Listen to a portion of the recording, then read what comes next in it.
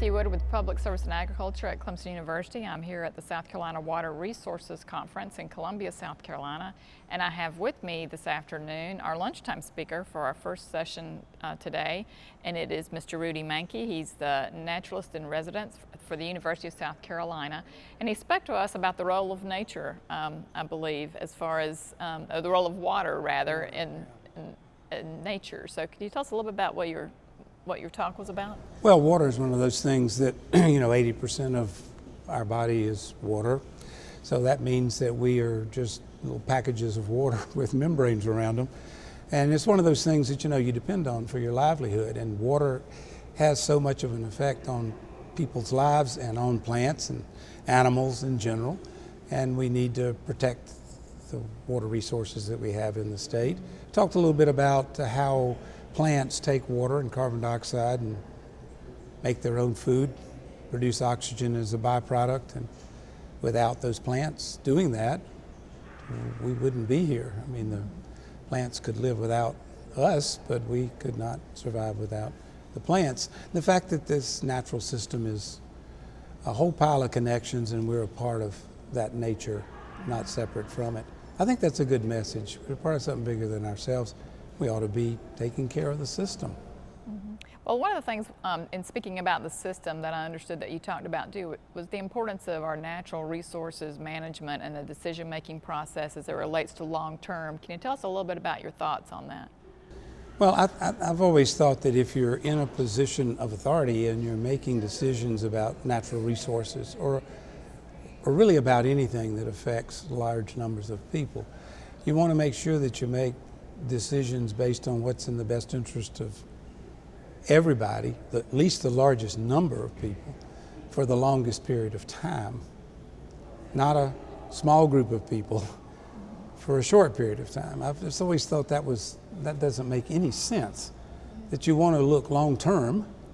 And I think if you have a scientific mind, you're kind of looking that way. You see the past and the present and the future, and sometimes it's good to be reminded of that. And of course, water, for instance, is not something that people just want. That's one of those needs. You can't survive without water, so certainly you don't want to put water resources in jeopardy.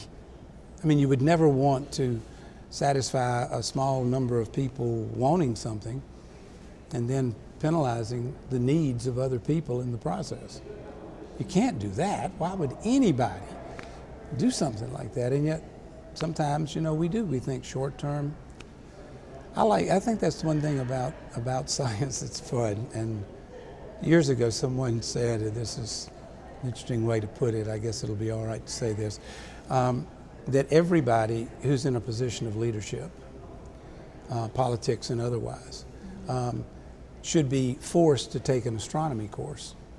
And then they wouldn't feel so damned important. And I think about that every now and then. Yeah.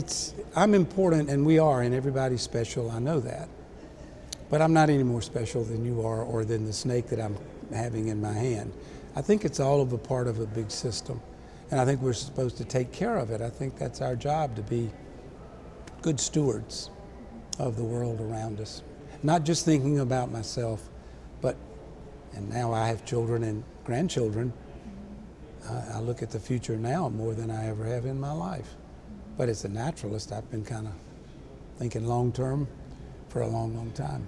So what do you see as something that we should really be thinking more critically about, given our state? You mentioned, I know at the beginning of the keynote, a lot about we're the smallest state in the Southeast. We've experienced tremendous growth as it relates to that. So what's the impact of that on our natural resources and the things that have been so valuable to our state for so many years? Right. Well, this state, like most southeastern states, and this may be true of all 50 states, we're a state whose people have a close connection with the land.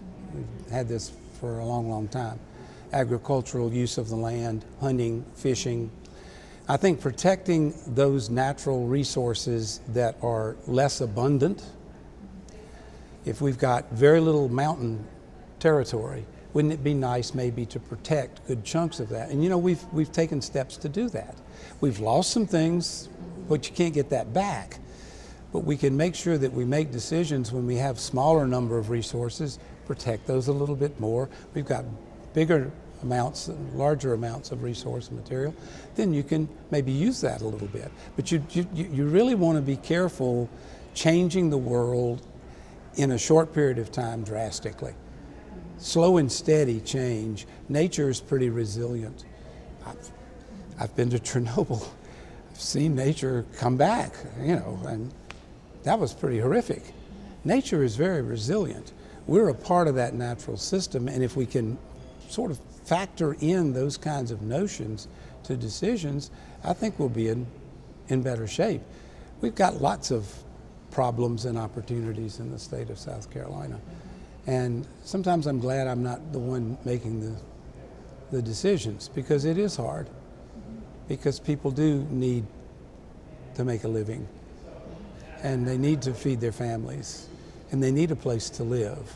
And I've always believed that in this nation, we are strong enough and rich enough to protect the natural world and take care of human beings too, because in fact, you're talking to somebody who doesn't think of humans being over there and nature over here.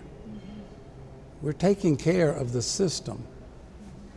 And I think every member of the system is important. I know that sounds almost naive, but I wish we could look at the world that way more than we do. Well, thank you for letting us know that, and hopefully we can begin to look at it as a systems, and look at it more from a systems approach as we begin to engage and look forward as to how we're going to manage natural resources and water in the future. Yeah, we're a part of something bigger than ourselves. So what's our greatest opportunity that you see? Well, I think our greatest opportunity is something that lots of people are doing right now, and that is educating people to these little facts. These are not opinions, these are facts. This is the way the world works. Let's try to apply these facts to decision making. Let's try to encourage those that we elect to public office to think about those kinds of things too. And across the board, I'm not thinking one side or another. I think that's just something that we need to do. Everybody's entitled to their own opinion, but they're not entitled to their own facts. And if we know something as a fact, it's kind of nice to pass that on to people who are making decisions. And hopefully they'll take that into consideration. Well, thank you so much for taking time to talk with us after your keynote. Glad to do it.